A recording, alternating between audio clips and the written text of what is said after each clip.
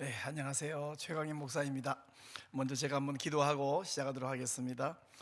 은혜와 자비 하나님, 온 사방에서 집요하게 하나님의 나라를 공격하고 주의 성도들을 공격하고 있는 이때에 우리에게 먼저 앞서서 이 진리를 지키기 위하여 하나님 말씀으로 무장하고 또 거룩성을 회복하는 일에 사용해 주셔서 감사합니다. 하나님, 너무나 집요하게 공격을 해오기 때문에 일하다가 때로는 지치는 마음이 생길 수 있사오나 지치지 않도록 붙들어 주시고 거룩성을 반드시 회복하고 전 세계에 전파하는 한국교회 될 수 있도록 사용하여 주시고 주님이 영광받아 주옵소서. 오늘 강의 가운데 하나님이 함께하여 주시고 이 강의를 듣는 모든 사랑하는 동역자들, 우리 성도들에게 은혜와 복을 내려 주시고 하나님 영광받아 주옵소서. 예수님 이름으로 기도하옵나이다. 아멘. 네, 안녕하세요. 병원에 가면 어디가 아프냐, 또 왜 아프냐, 언제부터 아프냐, 어떻게 아프냐 정확하게 물어보고 그리고 병을 진단한 다음에 처방을 하죠. 오늘날 전 방위적으로 그리고 집요하게 사탄이 교회를 허물려고 공격을 계속하고 있는데 이걸 해결하기 위해서는 우리가 지금 이 상황이 어떤 상황인가 한번 진단을 할 필요가 있는데요. 우리 차바의 여러 훌륭한 강사님들, 전문가들이 오셔서 여러 전문적인 분야에 너무너무 좋은 말씀들을 많이 해 주셨습니다. 근데 동성애 문제, 차별금지법 문제를 생각할 때 우리가 가장 먼저 생각해야 될 게 뭐냐면 성경이 또 하나님께서 동성애에 대해서 어떻게 뭐라고 말씀하시는가 하는 부분이에요.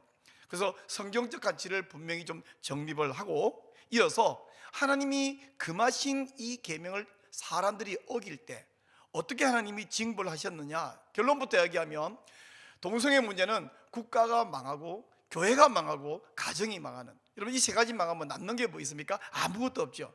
이런 하나님 앞에 큰 범죄인데, 그래서 어떤 하나님이 징벌을 내리셨는가 하는 것들을 함께 좀 살펴보려고 합니다.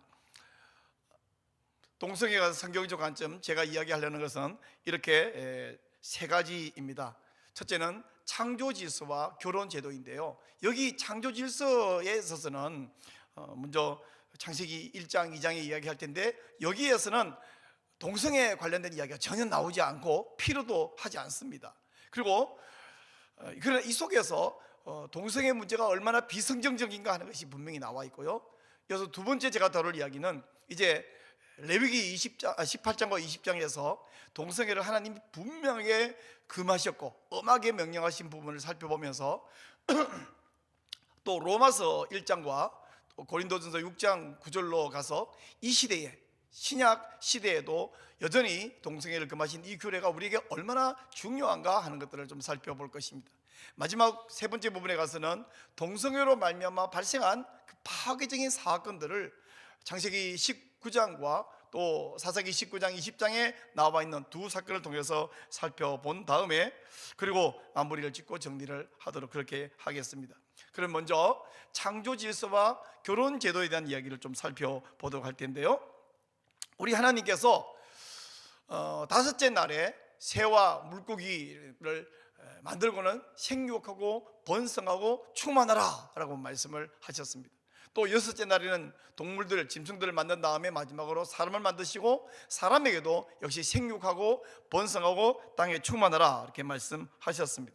이런 걸 보면 생육하고 번성하는 것은 하나님의 뜻이고 하나님의 창조 질서입니다. 그렇다면 생육할 수 없는 동성 간의 접촉이나 동성 간의 결혼은 하나님의 뜻이 아니고 하나님의 창조 질서를 위배하는 것이죠.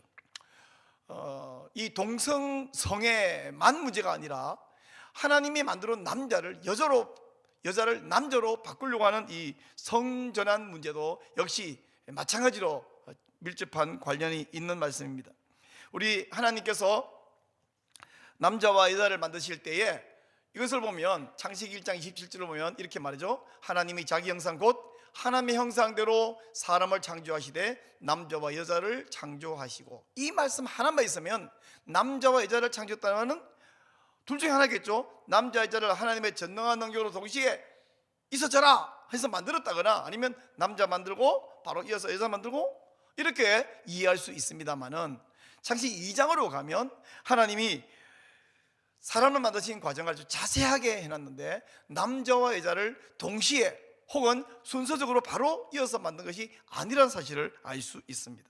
창세기 2장 18절에서 하나님께서 하나님이 창조하신 것 중에 유일하게 로토브, 영어로 no good, 좋지 아니하니 이라는 것이 있는데 바로 남자가 사람이 독처하는 것이라고. 그리고는 이어서 하는 말이 내가 그를 위하여 돕는 배필을 지으리라, 에제르 켄데그도를 지으리라 이렇게 말씀하세요. 근데 창세기 2장 19절에 가면 하나님이 바로 돕는 배필을 짓는 것이 아니라 이미 지어 놓으셨던 동물들을 아담에게 이끌어 오십니다. 그리고 뭐라고 이름을 짓는가 보십니다. 이름을 짓는다라는 것은 그냥 막 명칭을 막 갖다 붙인다가 아니라 그 속성을 파악해서 속성에 알맞는 이름을 갖다 붙이는 거거든요. 즉 그 동물들을 어떻게 파악하는가 하는 것을 볼 수 있습니다. 하나님이 동물을 데려온 이것이 무슨 이유인가에 대해서 어떤 분들은 다른 동물들은 봐라 다 짝이 있지 않느냐, 너는 짝이 없지, 이걸 깨달으라고 데려온 것이다 라고 이해하거나 설명하는 분이 계신가 하면 아니, 그게 아니라 그 동물들 가운데 혹시 너의 돕는 배필 에제르 켄데그도가 있는가를 한번 찾아봐라 라는 뜻이었다. 그래서 어느 뜻인지 하나님께 가서 물어보면 되겠지만 확실한 것은 뭐냐면 이어지는 말씀에서 아담이 돕는 배필이 없으므로, 이건 원래 없었는데 아담이 없다는 사실을 이제 자각하고 인식하고 동물들 가운데는 당연히 자기의 돕는 배필 에제르 켄데고도를 찾지 못했다는 거죠. 바로 이럴 때에 하나님께서 이제 여자를 만드는데 새롭게 흙에서 만들어낸 것이 아니라 아담 이미 만들어 놓은 남자와 동질성을 유지하기 위해서 아담을 깊이 잠들게 하시고 갈빗대를 취하시고 그 갈빗대로 여자를 만드셨습니다. 이 여자를 데려왔을 때 아담이 하는 말이 뭐냐면 이는 내 뼈 중에 뼈요 살 중에 살이로다 이렇게 말씀합니다. 바로 이 많은 사랑 고백이 없죠. 이렇게 사랑 고백을 했을 때 하나님이 이어서 하시는 명령이 뭐냐면 창세기 2장 24절에서 그러므로 남자가 부모를 떠나 아내와 연합하여 둘이 한 몸이 되어라 라고 말씀을 하고 있습니다. 자, 여기서 남자가 부모를 떠나 아내와 연합하여라 할 때 이 남자는 히브리 말로 이쉬이고요, 그 아내라는 말은 사실은 히브리 원문에서는 아내라는 뜻도 되지만 그보다는 그 여자, 그래서 하 이샤, 그 여자라고 결혼해라고 말씀인데 여기서 남자 여자 이 두 단어는 단수예요. 단수. 남자들도 아니고 여자들도 아니고 한 남자 한 여자가 결혼해라 라고 명령을 하고 있습니다. 하나님이 이렇게 만들 때부터 남자 따로 만들고 또 여자 따로 만들고 그 만드는 방법이나 특별히 재료가 다릅니다. 남자 여자가 근본적으로 만들 때부터 다르게 만들었고 또 차이가 나게 만들었습니다. 물론 전혀 엉뚱하게 만든 것이 아니라 외모가 거의 비슷하고 또 갈빗대를 뽑아서 동질성을 유지하면서도 불구하고 하나님이 다르게 만들었거든요. 남자 여자는 그 남자에서 여자로 혹은 여자에서 남자로 이렇게 성전환을 하는 것은 불가능해요. 제가 남자인데 아름다운 여성 옷을 입고 머리카락을 기르고 화장을 예쁘게 하면 혹시 어떤 분이 너무 화장을 잘 해놓으면 저분 여잔가? 이렇게 착각을 할 수는 있겠지만 제 속이 제가 여자가 됩니까? 절대로 여자가 될 수 없는 것 마찬가지로 외과적 수술을 해서 외형을 가슴을 나오도록 무슨 장치를 하고 심지어 몸을 수술로 바꾸놓는다고 하면 제가 여자가 되느냐? 아니, 근본적으로 제 세포 하나하나 안에 있는 DNA는 저는 XY 염색체를 갖고 있습니다. 또 처음으로 여자로 태어난 분들은 XX 염색체를 갖고 있습니다.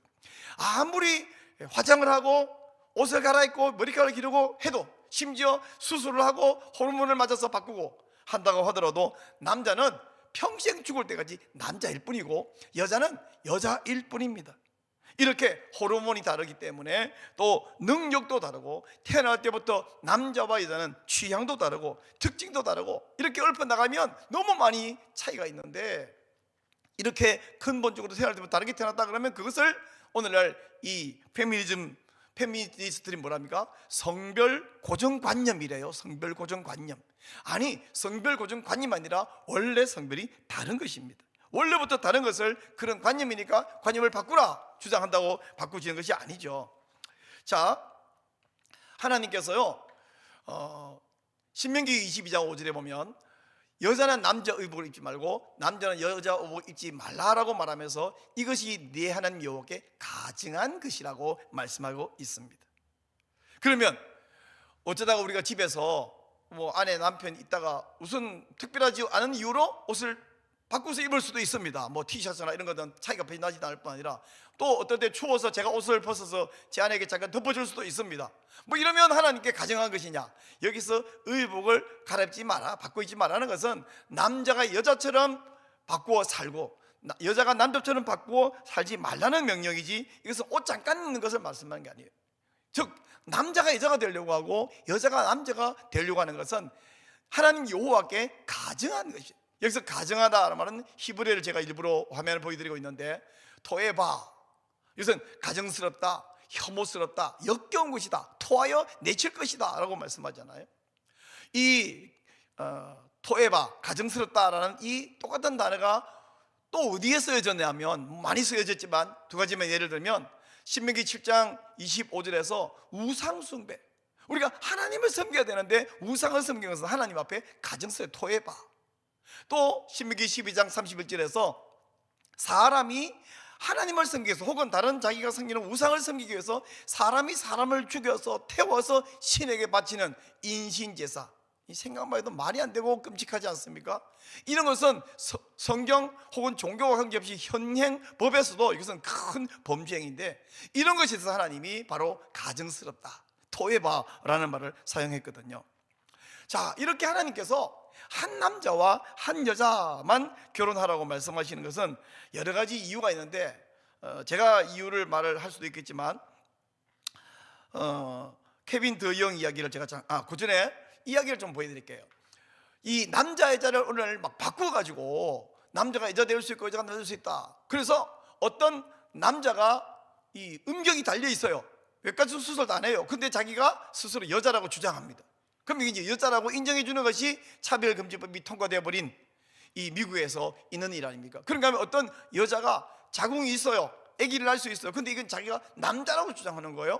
그러면 이제 그런 사유가 된 상태에서는 여자만 아이를 낳고 임신할 수 있다라거나 또 남자에게만 음경이 있다라고 말하면 그게 거짓이 되어버리는 시대입니다.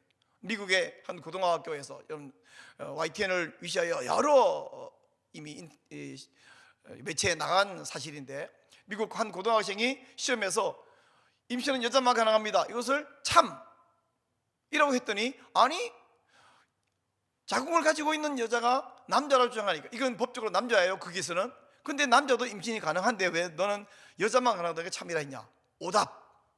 또 남자에게는 음경이 있다, 그럼 여자는 없다.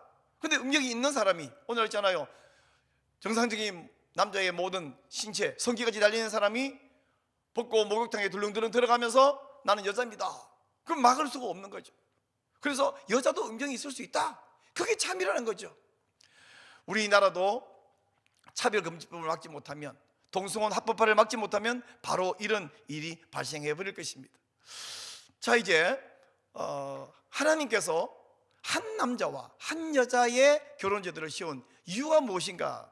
케빈 더영은 이 5가지를 이야기하는데 그대로 제가 한번 소개해 보겠습니다. 첫째는 여자, 남자, 여자의 창조 방식이 원래 하나님이 여자가 하나 필요해서 만든 것이 아니라 여자 만드는 거, 야 니네 여자끼리 생육 5번 성해라, 동물 받듯이 해가 아니라 남자가 하나님 보시기에 로토브예요, 좋지 못하다.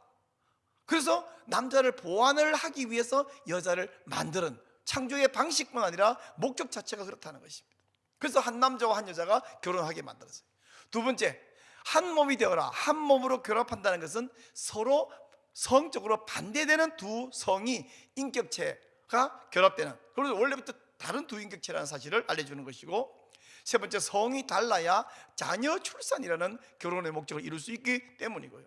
네 번째, 예수님께서는 친히 이 창세기 2장에서 말한 이 기록을 인용해서 예수님 당시에도 여전히 이 규범은 성경적이고 하는 뜻인 것을 말씀했습니다. 하나님이 짝지어 주신 것을 사람이 나누지 못할지니라 이렇게 말씀했죠. 마지막 다섯 번째, 결혼한 부부가 서로 보완하고 결합을 이루는 이 결혼은요, 그냥 남자 여자 결혼하는 것만이 아니라 구속사적인 의미를 가지고 있습니다.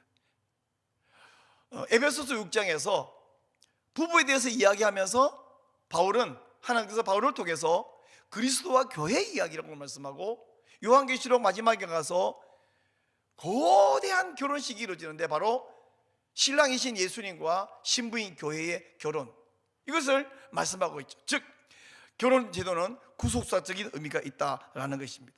자, 이것처럼 이렇게 볼 때에 결혼에 관련돼서 하나님의 뜻, 하나님의 의도가 아닌 것이 뭐냐? 아닌 것은 첫째는 중혼, 폴리가미는 하나님의 의도, 하나님 뜻이 아닙니다. 좀 전에 말했습니다마는 창세기 2장 24절에서 남자가 부부를 떠나 아내와 연합하라 할 때 그 남자는 이쉬, 히브리어로 단수 남자입니다. 그리고 아내는 이샤, 한 남자입니다. 한 여자입니다. 그래서 한 남자와 한 여자 결혼해야 되는데, 동성애가 아니라도 한 남자와 두 여자, 세 여자, 네 여자, 이슬람에서는 네 여자까지 결혼이 가능하다면서요.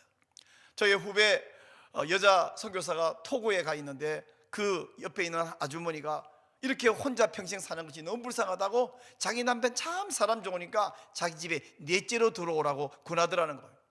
그 사람들은 그 4명까지 결혼한 것이 합법일 뿐 아니라 이 생각대에서도 그게 타당하다고 이미 생각하고 있으니까 자기 남편이 딴 여자를 꿰차 싫어, 이게 정상인데 자기 집에 셋째 넷째로 들어오라고 권할 정도로, 이건 하나님의 뜻에서 너무나 벗어나 버린 것이죠.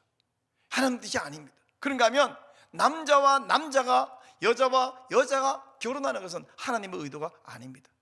요즘은 그저 남자끼리 혹은 여자끼리 단순한 성애를 하는 것을 넘어서 결혼식을 하고 가정을 만들고 오늘날 다양한 가정 형태를 인정해달라고 법을 만들겠다고, 남자 두 사람 혹은 남자 하나 여자 둘, 또 거꾸로 이것도 다 정상적인 가정으로 인정해달라고 요청하는 것과 그것을 법으로 만들겠다는 참 어이없는 그런 의원들이 있습니다. 하나님의 뜻이 아닙니다.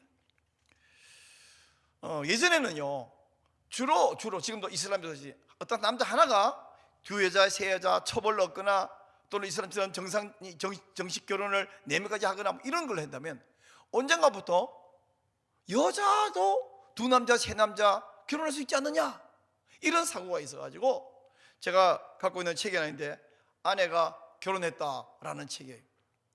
이 책이 또 얼마 후에는 영화로도 나와가지고 한때 우리나라에 참 아름다운 여배우가 이걸 영화 주인공 하니까 보기에 낭만적으로 보이네.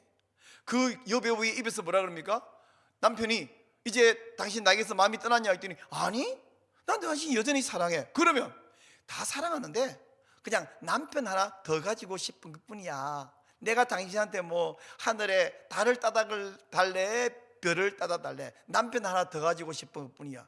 그랬더니 그 남편이 차라리 달을 따다 달라 그래라. 안 된다는 거죠. 근데 이 아내는 너무나 예쁜 얼굴로 상냥하게 그냥 남편 하나 더 가지고 싶은 거, 그거 이해 못해? 이러고 배우야 시켜서 하는 것이겠습니다만은, 이렇게 오늘날 남자와 여자가 중혼을 하려고 그러고 또 남자 여자 결혼하는, 그런가 하면 결혼을 하지 않더라도 결혼 밖에서 성관계를 하는 것은 하나님의 뜻이 아닙니다.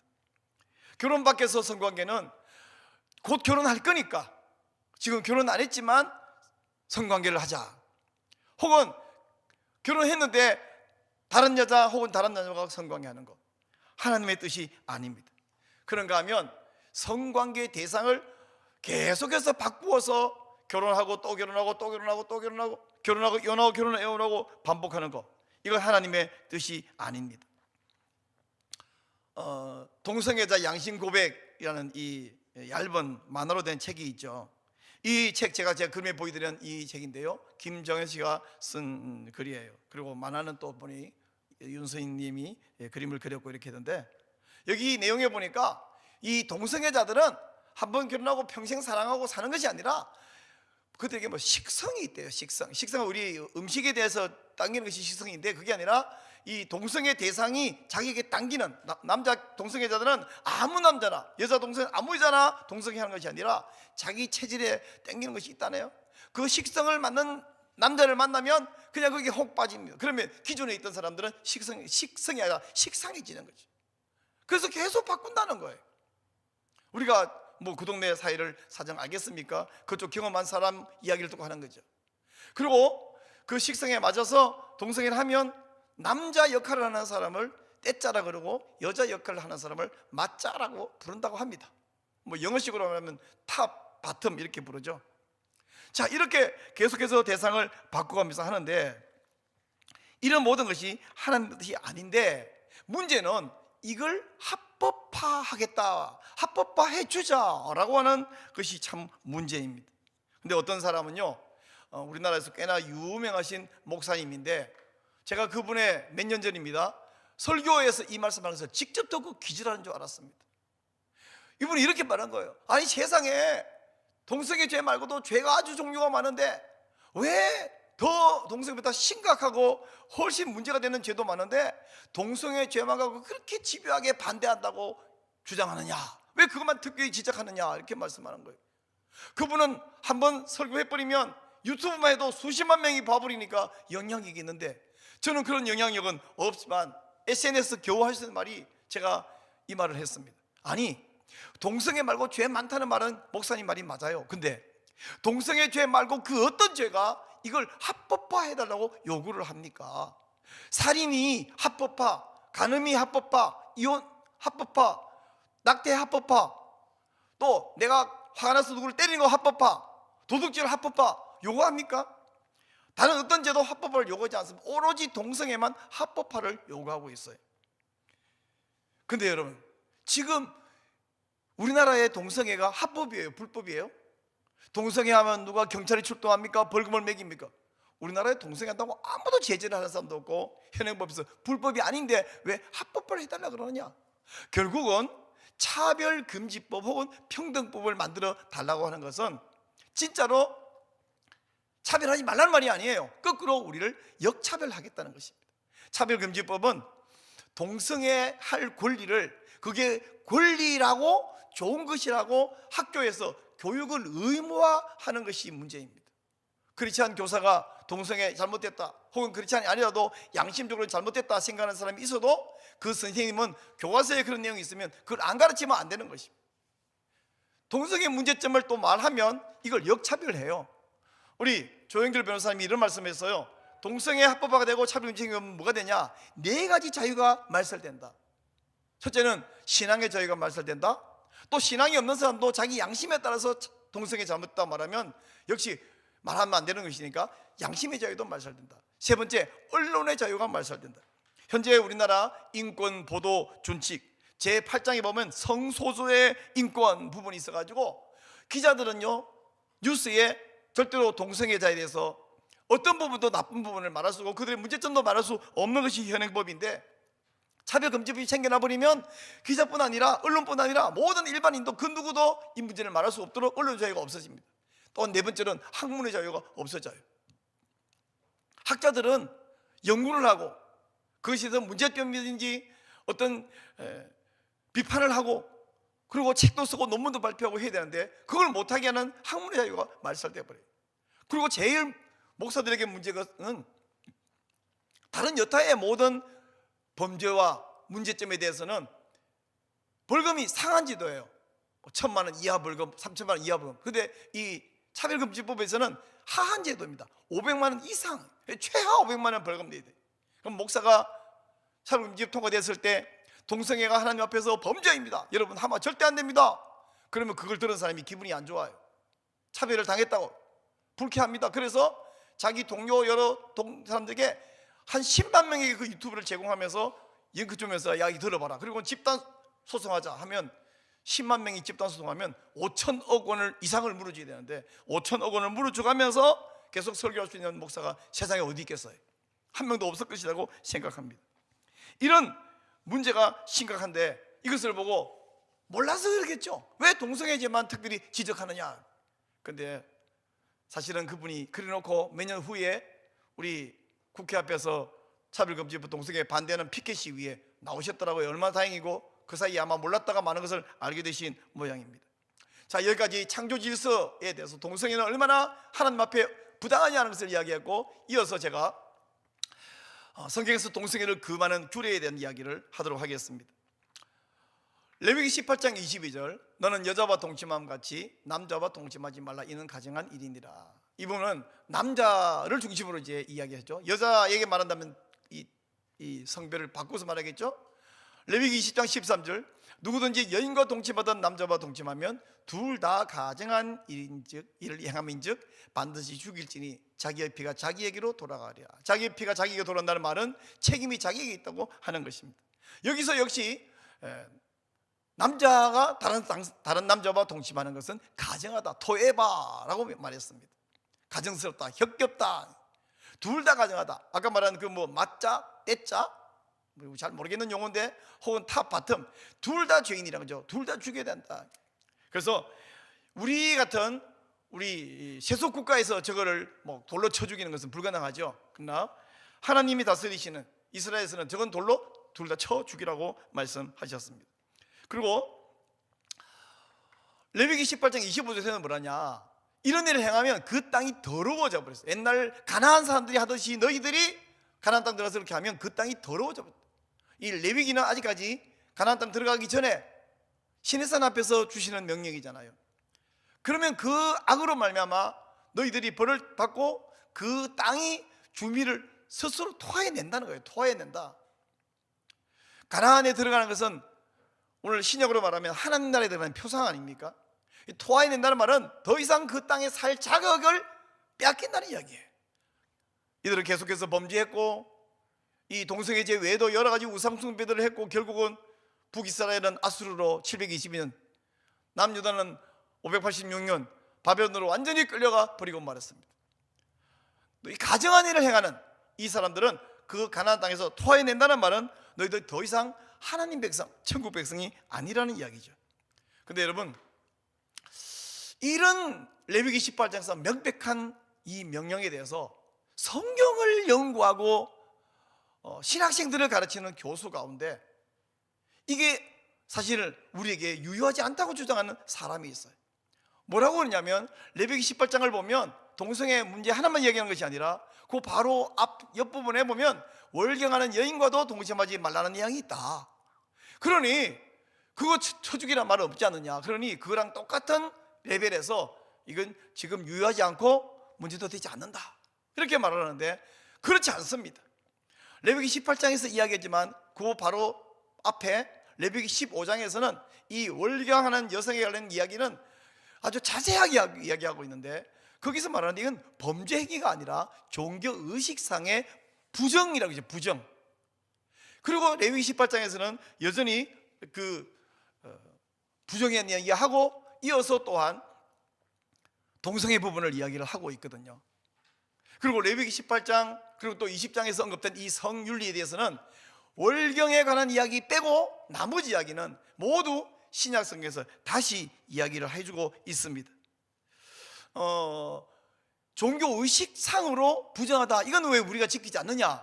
똑같이 지켜야 되는데 그렇지 않습니다. 왜냐하면 구약 레위기에 나오는 율법은 다 똑같이 우리가 받아서 다 지키는 것이 아니라 어떤 것은 지키고 어떤 것은 안 지키는데, 크게 말하면 세 가지 종류로 나눌 수 있습니다. 이스라엘 백성들에게만 해당되는 시민법이 있죠. 그런가 하면 예수 그리스도의 오심과 또 그 오심까지 필요한 제사의식법이 있죠. 그리고 오늘날 신약시대 백성까지 다 지켜야 되는 도덕법이 있습니다. 시민법, 의식법, 도덕법 중에서 시민법은 이스라엘 백성들 구약에서 그들이 지키면 되고요, 의식법은 예수 그리스도의 오심으로 완성이 되었고요, 도덕법은 그때나 지금이나 우리가 다 함께 지켜야 되는 법입니다. 그러므로 아까 말했던 그 레위기 18장 그리고 레위기 15장에 있는 월경하는 여성 관련된 그 부분은 의식법에 해당되기 때문에 오늘 우리에게 해당되지 않고, 이 동성애 관련된 부분, 또 다른 간음이나 음란한 부분에 대해서는 도덕법에 해당되기 때문에 신약 백성들도 여전히 유효한 명령입니다. 자, 이 이야기를 하기 위해서 제가 로마서로 좀 넘어가 보도록 하겠습니다. 로마서 1장 26절, 이 때문에 하나님께서 그들을 부끄러운 욕심에 내버려 두셨으니, 이건 하나님의 징벌 중에 하나가 내버려 두는 겁니다. 그 결과 그들의 여자들도 순리대로 쓸 것을 받고 영리로 서며, 그와 같이 남자들도 순리대로 여자 서기를 버리고 서로 향하여 음욕이 부릴 듯하며 남자가 남자와 더불어 부끄러운 일을 행하여 그들이 그릇 때문에 상당한 보응을 그들 자신이 받았느니라. 또 32절, 그들이 이 같은 일을 행하는 자는 사형에 해당한다고 하나님께서 정하신 걸 알고도 자기들만 행할 뿐 아니라 또한 그 일을 행하는 자들을 옳다 하느니라 말씀해 주고 있습니다. 자, 이 부분에 대해서 이제 로마서 1장의 이 이야기는 오늘 우리에게 해당하지 않는다고 주장하는 또 다른 교수가 있습니다. 성서대학교 이민규 교수인데요, 레위기 18장에 나오는 이야기, 이어서 로마서 1장까지 나오는 이 금령들을, 이건 성결에 관한 문제가 아니라 그냥 건강한 가족들을 많이 만들기 위한 출산 문제일 뿐이라고 설명해요. 이 이민규 교수는 그 알렉산드리아에 있는 필로의 말을 인용해가지고 뭐냐면, 이건 동성애는 씨를 낭비하는 것이기 때문에 문제일 뿐이다, 이렇게 이것을 설명하고 있어요. 아니, 씨를 낭비하는 것은 동성애만 그렇습니까? 몽정이나 마스터베이션을 통해서도 씨를 얼마든지 낭비되고 있지만 하나님이 그런 것을 죽일 죄라고 한 적이 있습니까? 그거 보고 하나님께서 가정하다 토해봐라고 말한 적이 있습니까? 그렇지 않습니다. 이 이민규 교수는 이게 자체가 죄가 아니라 출산할 수 없는 것만 문제다고 하는데, 아니요, 방금 읽었던 우리 로마서 1장에서 동성애에 대해서 상당한 보응을 받았다, 안티미스티아, 보응, 보상, 보답, 형벌을 뜻하는데 바로 형벌을 받았느니라 말씀하여요. 그리고 바로 이어서 32절에서 뭐냐면 하나님 앞에서 사형에 해당하는 죄라고 했습니다. 아니, 사형에 해당하는 죄인데 이게 아무 문제가 안 된다고요? 더 나아가서 고린도전서 6장 9절에 가면 남색하는 자는 하나님의 나라를 상속받지 못한다, 즉 천국에 들어가지 못한다까지 분명하게 말씀해주고 있습니다. 자, 이제 동성애로 말미암아서 생겨난 그 파괴적인 결과를 제가 좀 이야기를 하도록 하겠습니다. 레위기 아까 살펴봤던데요, 20장 13절에서 누구든지 여인과 동침하던 남자와 동침하면 둘 다 가정한 일을 행하면 반드시 죽일지니, 이렇게 말씀했어요. 이뿐 아니라 수간하는 자도 죽이라 라고 말씀했어요. 근데 이 음란한 인간들은 자기들이 동성애 할 뿐 아니라 이걸 옳다고 옹호를 해요.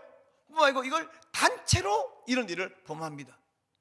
서로 죽이기는커녕 서로 두둔하고 옹호하고 이게 막 유행처럼 하고 있습니다. 이 동성애 죄가 이게 얼마나 뿌리가 깊으냐 봤더니, 우리가 알고 있는 소돔 고모라에서도 그렇고요, 수메르 문명에서도 동성애 죄가 있었어요. 중세 시대에도 동성애 죄가 있었어요. 로마의 황제들 가운데 동성애자가 많았습니다. 인간들이 조금 숨쉴만 하면 이런 죄를 짓는 거예요. 그래서 하나님께서 매번 그러진 않았습니다만은 특별히 중요한 두 가지 사건으로 동성애 죄를 하나님이 얼마나 싫어하시는가, 너희들이 서로 죽이고 그것을 징계해서 깨끗하게 하지 않으니 하나님이 직접 심판하는 것을 통해서 하나님이 동성애를 어떻게 대하시는가, 얼마나 심각한 죄로 벌하시는가 하는 것을 보여주는 사건이 두 번 나옵니다. 잘 알고 있는 사건들이에요. 첫 번째는 창세기 19장에 있는 소돔과 고모라 직접 유황불로 심판한 사건이고, 두 번째는 사사기 19장과 20장에 나오는 그 이스라엘과 베냐민 지파의 전쟁, 내전을 통해서 심판한 사건이 나오고 있습니다. 먼저 소돔 고모라 이야기를 좀 할게요. 하나님께서 아브라함에게 와서 말씀하셨죠. 저 소돔과 그리고 고모라가 너무나 타락하고 변질되고 그 아우성이 내 귀에 들려서 내가 지켜보러 가겠다. 그럴 때 아브라함이 하나님을 붙들고 거기 있는 롯을 생각하면서 여러 가지로 숫자를 50에서 10까지 줄여가면서 탄원을 하죠. 천사 둘은 소돔에 갔습니다.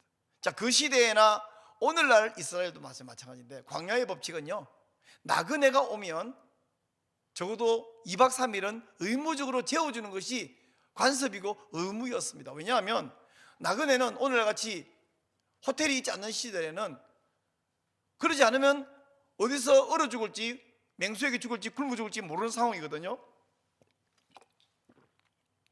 환대의 법칙, 그리고 관계의 법칙입니다. 근데 소돔에 두 천사가 갔습니다. 남자 행성을 띄고 갔습니다.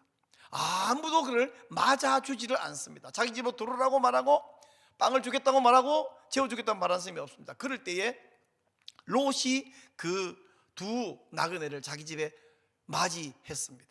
그리고 저녁 음식을 먹이고 발을 씻게 하고 잠자리를 줘서 잠을 자려고 할 그때에 그들이 눕기 전에 그 성사람 곧 소돔 백성들이 노소를 막느라고, 이 말 웃기죠? 노소를 막느라고. 늙어서도 힘이 있나 봐요. 원근에서 다 모여. 아니, 원근이라는 것은 옆집이 아니라 온 도시 저 멀리에서, 뭐 얼마나 걸어오는 거리가 많이 걸리는지는 재볼 수 없지만 원근은 다 모여서 그 집을 에워싸고 롯을 부릅니다. 그에게 이르되 오늘 밤에 내게 온 사람들이 어디 있냐, 이끌어내라. 우리가 그들을 상관하리라. 상관하겠다는 게 뭐예요? 한번 와서 네가 혹시 스파이가 아닌지 한번 신문해 보겠다는 말인가요? 아니면 그들과 우리 서로 한번 새로운 만났으니까 친구가 되어보겠다는 뜻인가요? 한국말로 상관하리라 라고 되어 있으면 뭐 어떤 의미인지 알기 어려운데 히브리어로 야다라고 되어 있습니다. 내가 그들을 야다하겠다, 관계를 맺겠다. 이 말은 원래는 야다는 알겠다 하는 뜻이죠. 알아보겠다. 그러나 이 말은 히브리어 관용으로서 이건 성관계를 이야기합니다. 우리나라 말에 동침한다 이러면 그냥 같이 눕는다는 뜻이잖아요. 그러나 형과 동생이 같이 누웠다, 그냥 누울 수 있죠. 또 친구끼리 우르르 수련해 갖고 뭐 2명, 5명 한 방에 막 누울 수 있죠. 동침이죠. 잘 수 있죠. 그러나 그 동침하는 것이 아니라 우리는 동침한다 그러면 성애를 떠올리지 않습니까? 여기서 야다, 알겠다, 알아보겠다 라는 말은 이건 관계를 맺겠다라는 이야기입니다. 성애를 이야기하는 거죠. 대표적으로 마리아에게 천사가 와서 네가 잉태하겠다, 전능자 아이를 잉태하겠다. 그럴 때 저는 사내를 알지 못하거늘 어찌 이런 일이 제게 있겠나이까. 이 사내를 알지 못한다는 말은, 야다는 사내가 뭔지를 모른다, 약혼한 사람인데 모를 리가 있습니까? 그런 뜻이 아니라 사내와 내가 성관계를 맺은 적이 없습니다. 그때 야다라는 말을 사용하죠. 안다라는 말을 사용하죠. 자, 이럴 때에 롯이 그 두 천사는 보호해야 되기 때문에 그러지 마라, 내가 두 딸을 내어줄 테니 그 사람들하고 동성 관계를 맺으려 하지 말고 차라리 내 두 딸을 줄 테니 걔들 데리고 너희들이 즐겨라, 타협안을 제시합니다. 그러자 소돔 사람들은 이놈이 외부에서 들어와서 잠시 살고 있는 놈이 지들이 우리에게 이래라 저래라 마음대로 재판관으로 살라 그러네 하고는 집 문을 부시고 들어오려고 합니다. 바로 그때 천사가 소돔 사람들의 눈을 어둡게 해버렸어요. 그래서 문이 어딘지를 몰라가지고 빙빙 돌면서 문을 찾지 못했다. 그날 천사가 롯에게 당신과 관계된 사람은 다 이끌고 이 도시를 떠나라. 오늘 밤에 하나님이 이 성을 멸할 것이다. 바로 그날 밤에 여호와께서 유황불을 내려서 심판을 한 사건입니다. 자, 이 분명한 사건에 대해서 감신대학교 임몽대 교수님이 논문에서 뭐라고 했냐면, 이건 지금까지 우리가 생각하던 바와 사실은 다르다. 그럼 뭔데요? 했더니 소돔 사람들이 원한 것은 야다, 성관계가 아니라 그들을 알아보고 친교를 맺고 특별히 그들을 환대의 법칙 같아서 환대하려고 의도한 건데 롯이 오해한 것고 오늘날 교인들도 목사들도 잘못 해석해서 설교하고 있다는 거예요. 왜 그러면 롯이 맞이하고 있는데 자기들이 주장했냐면, 롯은 여기 터줏대감이 아니라 외지에서 얼마 되기 전에 들어온 사람들이니까 네가 우리에게 온, 우리 도시에 온 손님을 차지할 자격이 없다. 그러니 그 손님을 차지하고 환대할 자격이 우리에게 있으니 손님을 내놓으라고 한 것이다 라고 주장을 이 교수가 하고 있습니다. 신학대학 교수님이 이런 논문을 써놓은 것을 볼 때에 참 기가 막힙니다. 그럼 제가 한번 이 교수님에게 직접 만날 수 없지만 글로 써놨기 때문에 저도 이렇게 한번 말해보겠습니다. 교수님 말씀대로라면 롯이 손님을 맞이할 때까지 그 오후 내내 소돔 사람들은 대체 뭐 했나요? 왜 안 맞이하고 있다가 남의 집에 맞이해서 잘 발 씻고 저녁 먹고 잘났는데 그때서 손님 내느라고 그렇게 문을 부시고 난리를 합니까? 또 만약 다른 소돔 사람들이 뭘 못 봤다거나 너무 바빴다거나 뭐 다른 핑계를 댔다 칩시다. 그러면 환대하고 싶은 사람이 지금 저녁 잘 얻어먹고 발 다 닦고, 요즘 우리하고 달리 그때는 사람들은 이 밖에 나가면 다 발이 더러워지니까 발을 닦고 이제 자려고 하는데, 이때 손님 내놓으라고 그 난리를 치는 것이 과연 환대인가요? 또 손님을 자기들이 차지하겠다고 요구하는데 롯은 이런 악을 행하지 말라, 라아를 행하지 말라 그랬거든요. 아니, 손님 차지하겠다는데 롯이 아니 됐다고, 이 손님이 지금 충분히 환대받았고 잘나니까 맞이하려면 내일 그분을 만나게 해주겠다든지 이것도 아니고 왜 악을 행하지 말라고 했어요. 더 말이 안 되는 것은 손님을 우리가 환대하겠다는데 외부에서 온 손님이 아니라 자기 두 딸을 내놓겠다. 두 딸이 뭐 손님인가요? 왜 딸을 환대하라고 내주겠다. 이게 말이 됩니까? 말이 안 되죠. 그러자 자 보세요, 이 롯이 소돔 사람을 오해해가지고 이런 말을 한 거라고 이 교수가 계속해서 이야기를 해요. 그렇지 않습니다. 왜 그렇지 않냐면 베드로 후서 2장 6절 7절 8절 소돔 고모라 이야기를 하고 있습니다. 소돔과 고모라 성을 멸망하기로 정하여 재가 되게 하사 후세에 경건하지 아니한 자들에게 본을 삼으셨으며 무법한 자들의 음란한 행실로 말미암아 고통당하는 의로운 롯을 건지셨으니 이는 이 의인이 그들 중에 날마다 그하며 날마다 저 불법한 행실을 보고 들으므로 그 의로운 심령이 상함이라. 베드로가 말하고 있습니다. 베드로는 우리가 신약성경, 구약성경 66권이 다 영감받은 말씀이고 무오한 말씀이라고 분명히 믿고 있는데, 베드로는 소돔 고모라를 뭐냐면 무법한 아테스모스라고 말하고 있습니다. 또한 불법한 아노모스라고 말하고 있습니다. 아니, 손님을 환대하는 이 소돔 사람들이 무법하고 불법하다고 할 수 있습니까? 그러나 베드로는 무법하고 불법하다고 이야기하고 있습니다.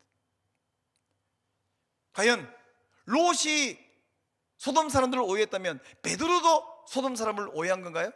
이렇게 되면 성경의 무호성에 큰 치명적인 문제가 생겨납니다. 심지어 롯이 오해한 것이라고 오늘날 목사들도 오해해서 잘못 설교한다라는데, 임봉대 교수의 말이 맞다면 천사들도 오해했고 하나님도 오해해서 실수한 것이 되어버립니다.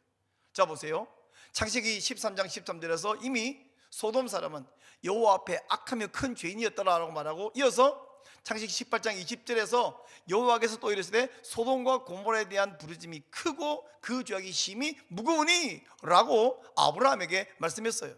아니, 여호와 하나님이 소돔의 죄가 심히 무겁고 그 소돔 고모라에 대한 부르짐이 크다고 말씀했어요.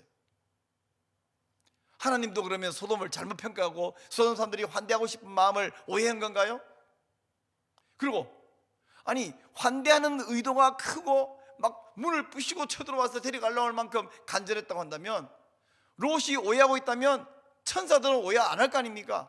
천사가 자발적으로 자 롯이 감사합니다, 지금까지 밥도 먹여주고 날 맞은 거 감사한데 저 온 도시 사람들이 날 맞이해주다니까 여기까지 대접받는 것도 충분히 감사하고 저희는 죄송하지만 떠나서 저분들에게 가서 거기서 잠을 잘게요 하고 가야 되지 않겠어요? 오히려 근데 천사들이 그들의 눈을 어둡게 해서 문을 못 찾게 만들어버리지 않습니까? 왜 서로 환대하겠다고 롯과 소돔 사람이 막 다투는 그 과정에서 하나님은 그 소돔 사람들에게 유황불로 심판을 내려버렸습니까? 하나님께서는 이미 소돔과 고모라의 그 죄악상을 다 알고 계셨는데, 아니 교수가, 신학대 교수가 논문에서 롯도 오해한 거다, 또 말하지 않았지만 그 논리대로라면 천사도 하나님도 소돔 사람들의 의도를 오해한 것이다, 그러니 오늘날 목사들아 오해해서 설교하지 말아라 라고 논문에 써놨어. 동성애는 나라가 망하는 죄요, 가정이 망하는 죄요, 교회가 망하는 죄입니다.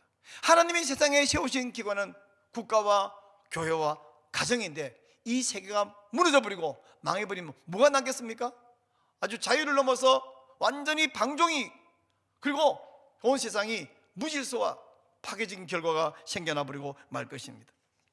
이런 사실에 대해서 우리는 이 동성애는 하나님의 뜻이 아니고 이것을 행하는 사람은 하나님의 심판밖에 올 것이 없다는 것을 알아야겠습니다. 자, 또 한 가지 제가 이야기를 하겠습니다. 사사기 19장과 20장에 있는 이스라엘 내전 이야기를 좀 하겠습니다. 아브라함 시대에 소돔 고모라가 동성애 때문에, 그 죄악 때문에 폭삭 망한 것과 거의 쌍둥이 사건, 데자뷰라고 해요. 데자뷰, 거의 비슷한 사건이 또 등장하고 있습니다. 사사기 마지막에 있는 곤말부록이라고 이름 붙일 수 있는 세 가지 아주 비참한, 또 문란하고 또 종교적으로 타락한 사건이 등장하는데, 그 중에 한 사건을 이야기할 텐데 바로 레위 사람의 첩 이야기입니다. 여기 보니까 이스라엘의 왕이 없을 그때의 에브라임 산지 구석에 거류하는 어떤 레위 사람이라면 오늘날 말하면 어떤 한 지역교회를 담임하는 목사님이라고 말하면 거의 비슷합니다. 근데 이 사람이 유다 베들레헴에서 첩을 맞이했대요. 목사님이 첩을 맞이했다. 여기부터 아주 꼴불견이 시작되죠. 근데 그나물의 그 밥, 이 레위 사람의 첩이 첩으로 들어왔으면 아마 본 부인보다 첩을 더 사랑하든지 그럴 텐데, 이 첩이 남편 두고 나가서 행음했습니다. 그리고는 남편을 떠나서 자기 아버지 집에, 친정집에 돌아가서 넉 달째 살고 있습니다. 처음에는 그 첩이 괘씸했는지 모르지만 좀 지나니까 첩이 보고 싶고, 그리고 또 뭐 행합니다. 이 에브라임에 있는 레위 사람이 베들레헴까지 갔습니다. 나귀 2마리를 데리고 승용차 잘 준비해서 갔습니다. 그리고 가니까 그 장인이죠, 첩장인이 그를 기뻐하면서 맞이해 주는데, 여기서 또 하나의 꼴불기 뭐냐면, 그 집에 가서, 첩의 집에 가서 이제 남자가 하루 도착했어요. 자고 다음날 자고 그 다음날 셋째 날까지 잤습니다. 이제 넷째 날 첩을 데리고 가겠습니다. 그랬더니 뭐 이렇게 급히 가느냐고, 여기서 가다가 기지맥진하면 안 되니까 제대로 먹고 가자고 음식을 잔뜩 차려줍니다. 먹고 마시고 기본해 주었습니다. 이제 해가 지니까 못 가겠네. 다음날 5번째 날 또 오늘은 빨리 가야 되겠습니다. 그랬더니 뭐 이렇게 급하게 하느냐고, 제대로 음식도 아직 먹은 적 없는데. 그리고 또 음식을 차리고 뭐 술도 내놓았겠죠. 먹고 마시고 또 해가 지려니까 안 되겠어요. 오늘까지 안 되면 이제 오늘 가야 되겠다. 오후 늦게 베들레헴을 떠나서 에브라임으로 갑니다. 자, 가고 있는데 해가 지니까 베냐민 지파에 속해 있는 기브아라는 도시에 가서 잠시, 오늘 여기서 잠시 자고 가자. 근데 이 레위인과 종과 그리고 이 첩이 기브아에 가서 길거리에서 기다리고 있는데, 기브아 사람 중에 아무도 이 나그네를 맞이해 주는 사람이 없습니다. 바로 그럴 때에 기브아에 와서 어떤 과정으로 여기 와서 임시로 살고 있는 한 에브라임 노인이 있었는데, 그 노인이 밭에서 일하고 돌아오다 보니까 나그네가 길거리 사거리에 있습니다. 왜 여기 있어? 아무도 맞이해 주지 않는데요? 그럼 우리 집에 들어오시오. 그리고는 이 밤에 에브라임 노인 집에 가서 발을 씻고 저녁을 먹고 이제 잠을 자려고 합니다. 자, 사사기 19장 22절, 그들이 마음을 즐겁게 할 때에 그 성읍의 불량배들이 그 집을 에워싸고 문을 두들기며 집 주인 노인에게 말하여 이르되, 네 집에 들어온 사람을 끌어내라. 우리가 그와 관계하리라. 아까 창세기 19장에서 소돔 사람은 상관하리라, 한글 성경 번역됐고요. 여기서는 관계하리라. 근데 히브리어 단어 똑같습니다. 야다하리라. 밤중에 기브아 사람들이 이 남자를 내놓으라고 할 때 그와 함께 우리가 야다하겠다라고 이야기를 합니다. 그러자 이 레위인이 자기가 나가야 되는데 자기는 안 나가고 대신 그 첩을 기브아 사람들에게 내줍니다. 아니, 이 첩이 어떤 사람이에요?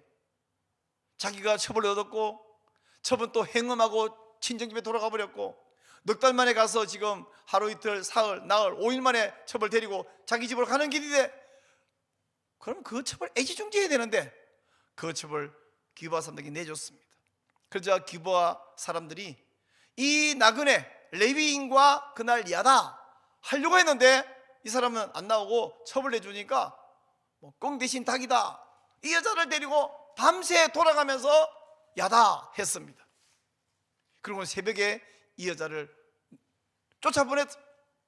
여자가 아마 기진맥진한 상태로 이 에브라임 노인 집 앞에까지는 왔는데 거기 쓰러졌고, 아침에 일어나 보니까 여자가 시체로 발견되었습니다. 아니, 보통 정상의 남편이라면 자기 첩을 대신 내주는 것도 말이 안 되지만, 그렇게 내준 다음에 밖에서 무슨 일이 발생하는지 모르고 쿨쿨 편하게 잠을 자겠습니까? 정말 꼴불견이죠. 근데 아침에 일어나서 보니까 여자가 쓰러져 있습니다. 자, 일어나라 흔들어 깨우니까 이미 죽은 시체예요. 이 시체를 가지고 자기 집에 가서 이 시체를 12토막을 만듭니다. 토막 시체를 만들었어요. 그리고 12지파에 다 이것을 보냈더니 온 이스라엘 전역에서 벌떼처럼 일어나서 이게 무슨 일이냐 했더니 베냐민 지파에 속한 기브아에서 이 첩이 죽었습니다. 그래서 베냐민 지파에다 대고 기브아 사람들 우리가 처벌하겠다 그랬더니 팔이 안으로 굽죠. 베냐민 사람들은 기브아를 감싸면서 무슨 소리, 그럴 수 없어, 우리가 보호하겠어. 이래서 베냐민 지파와 나머지 11지파 사이에 내전, 전쟁이 일어났습니다. 초창기에는 이스라엘 11지파 사람들 가운데서 무려 4만 명이나 죽는 일이 발생했습니다. 그리고 결과적으로는 베냐민 지파 쪽 몰살해버리고 겨우 남자 600명만 살아남는 비참한 일이 발생하고 말았습니다. 한 지파가 600명 외에는 다 죽어버린 거죠. 그리고 나머지 이스라엘 11지파에서도 무려 4만 명이 죽었습니다. 베냐민 지파를 하나님께서 이렇게 징벌하실 뿐 아니라 그것이 이스라엘 안에 있는 일이고, 베냐민 지파 외에는 그런 일이 없냐? 그들도 부도덕하고 그들도 우상숭배, 그들도 음란하고 그들 가운데 동성애자가 숨은 사람들이 아마 말하지 않아도 있었을지 모르겠어요. 4만 명이나 죽는 일이 발생했습니다. 자, 이것을 볼 때에 임봉대 교수가 이번에 이 사건도 또 잘못했다고 해석을 해요. 뭐라 그러냐면, 여기도 에브라임 사람들은 에브라임 사람이 아닙니다. 기브아 사람들은 이 레위인을 환대하려고 그랬던 것이었다고 주장을 합니다. 그러면서 이 에브라임 노인은 외지에서 온 사람이기 때문에 손님을 환대할 자격이 없어서 자격이 있는 우리가 환대하려고 내놓으라고 요구한 것이었다 라고 이 교수가 주장을 하고 있어요. 그렇습니까? 그럼 제가 물어볼게요. 이 교수에게 물어보겠습니다. 기브아 사람들은 왜 환대하려고 할 때 그 남자만 달라고 했습니까? 그 남자와 그 종과 그 여자까지 다 환대하려고 하지 않았고, 그리고 이 에브라임 노인은 왜 기브아 사람들에게 내 형제들아 이런 악을 행하지 말라, 제가 아까 데자뷰 현상이란다 그랬잖아요. 롯이 소돔 사람들에게 이런 악을 행하지 말라 했던 것과 똑같은 표현입니다. 이런 악을 행하지 말라 그랬어요. 그리고 이 남자가 자기 대신에 자기 첩을 내놨다면, 그럼 보세요, 그 남자를 환대하겠다고 그렇게 난리를 할 정도였다면 첩이 나왔으면, 그러면 그 첩이라도 대신 환대하자, 잘 먹이고, 아니 이미 먹었는데 편하게 잠자게 해주자, 그게 아니라 밤새 이 여자를 야다했어요. 겁탈을 했습니다. 그리고는 겁탈한 이후에는 잠이라도 자게 하는 것이 아니라 새벽에 추방을 했어요. 그래서 에브라임 노인 집 앞에까지 와서 쓰러져 죽었죠. 기브아 사람들이 원한 것은 그 레위인과의 야다, 동성애 관계였지 환대하려고 했던 것이 아닙니다. 이 모든 것을 볼 때에 동성애 죄는 나라가 망하는 것이고요, 가정도 망하는 것이고, 교회가 망하는 결과 발생합니다. 이런 동성애 죄는 정말 타락한 죄인이 존재하는 내내 존재했습니다. 소돔 고모라, 정확한 연도를 우리가 말하기 좀 어렵죠? 굉장히 오래됐습니다. 아까 말한 대로 수메르 문명 굉장히 오래됐습니다. 거기서도 동성애 문제가 문헌에 남아있다고 합니다. 이스라엘과 유다가 갈라져 버린 분열 왕국 시대에도 동성애 문제가 있었는데 주전 9세기, 그러면 이제 분열 왕국 때 이제 얼마 되지 않았습니다. 유다의 4대 왕이죠. 여호사밧, 아주 훌륭한, 하나님의 훌륭한 왕인데 남색하는 사람들을 추방한 것이 여호사밧의 개혁 내용 속에 포함되어 있습니다. 신약 시대 이후로 와서 AD 4세기 후반에 그 유명한 설교자 크리소스톰, 이 크리소스톰은 설교 중에 성직자 사회에 만연한 동성애죄를 지적했습니다. 이 시대에는 일반인뿐만 아니라 성직자들 중에서도 옛날 구교와 신교가 나누기 이전에 교회죠. 오늘 말하면 목사들이고 천주교식을 말하면 신부들이죠. 그 사이에 동성애가 만연한 것을 지적하며 비판을 했습니다. 15세기에 아주 유명한 설교자 베르나르디노 역시 동성애 문제를 비판을 하면서 책망하면서 설교를 한 것으로 유명합니다.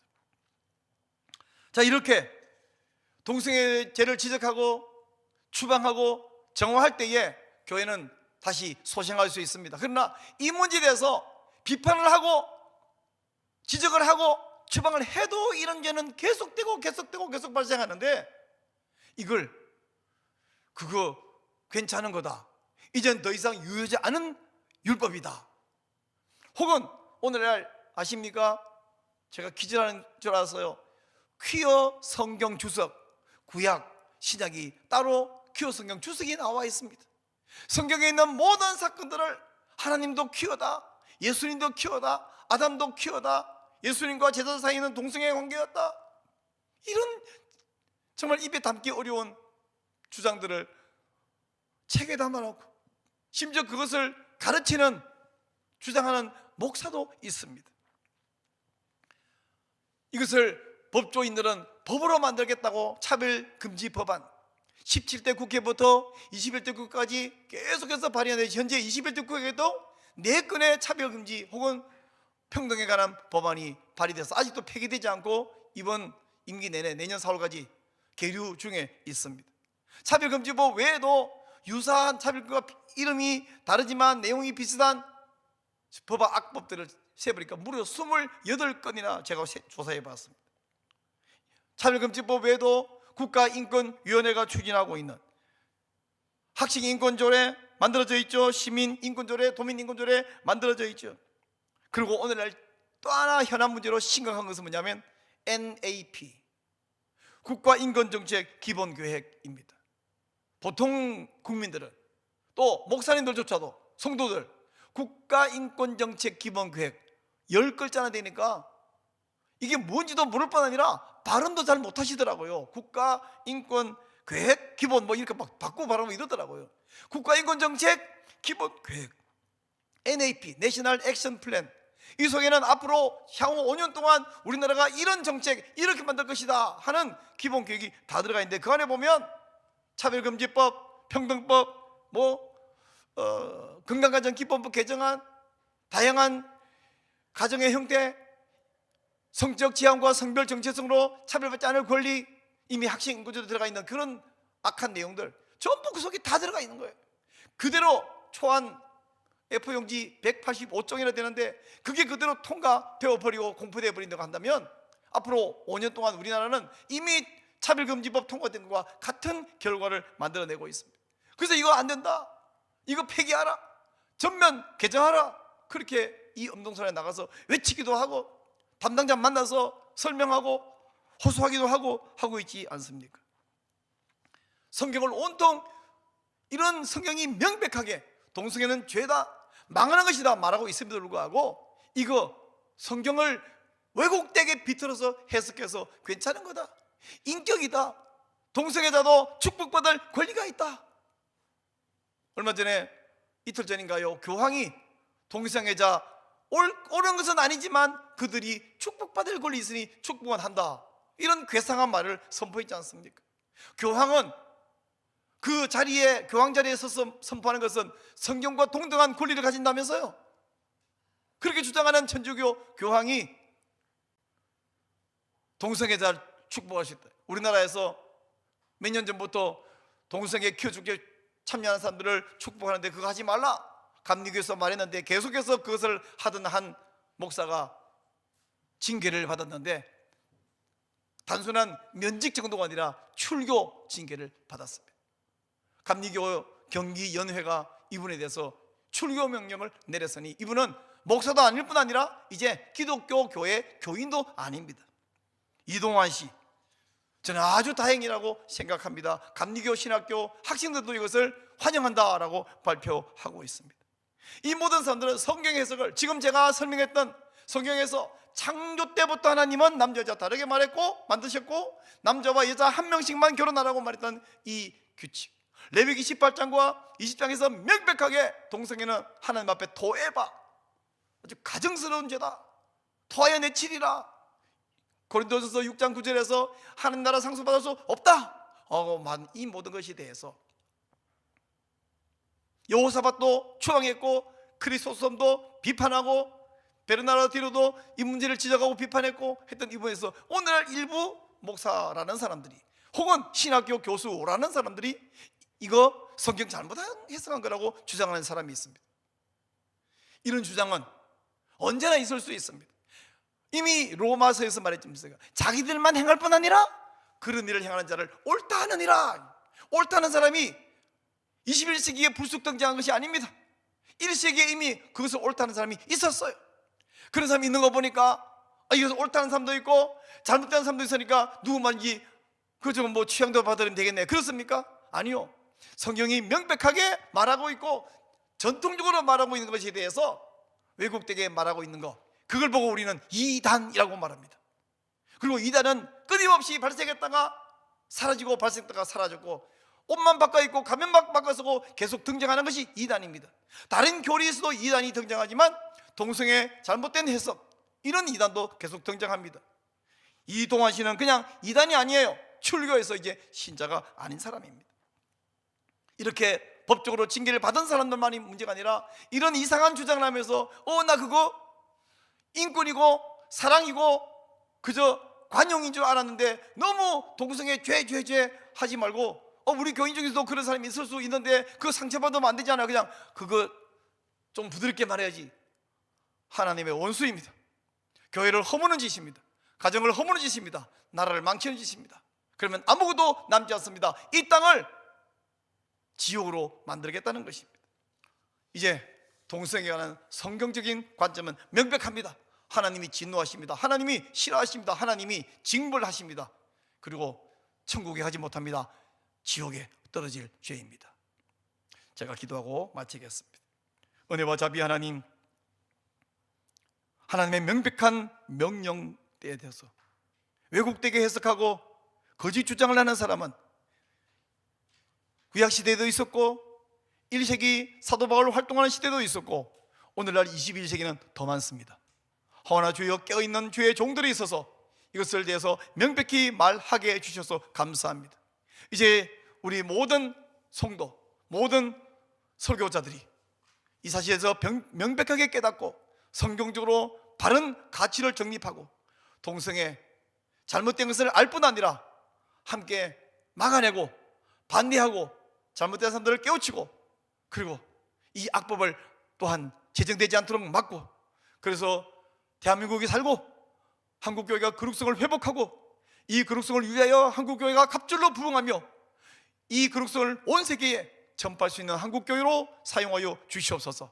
하도 집요하게 악한 자들이 끝도 없이 여러 가지 다양한 방법과 다양한 이름으로 악법을 만들어내고 있기에 우리가 때로는 지치는 마음이 생기지만 성령님의 능력과 은혜로 지치지 않도록 붙들어 주시기를 믿고 간절히 소원하며 기도하옵나이다.